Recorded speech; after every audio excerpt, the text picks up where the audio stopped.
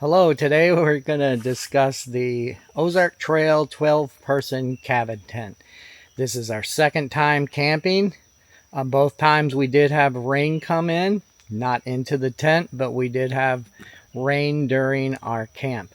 We had our second night here, and I just wanted to give a quick review about what this tent and what you can expect. Turn the camera around here.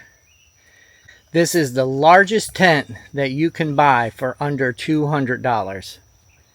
It is made for summer, and this would be the sleeping area where you see the windows.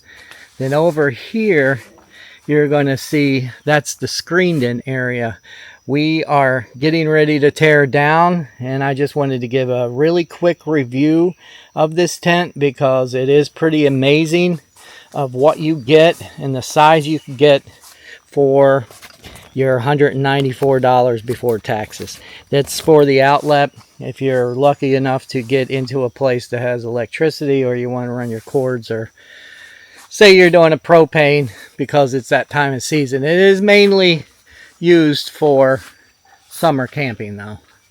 The whole top does have a rain fly, but if you have a beautiful day and you can get away with just having the mesh up, putting on the rain fly takes seconds.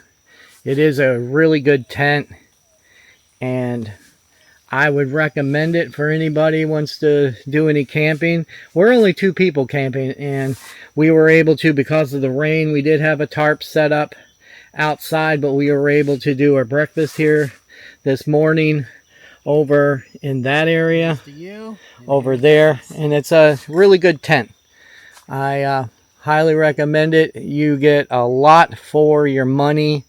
As far as most tents of this size, you're not going to find anything cheaper, and the quality is good. We haven't had any leaks from it, and everything is well made, and we'll see how long it lasts. But I did want to wait until we did our second camp in it before I gave it a review.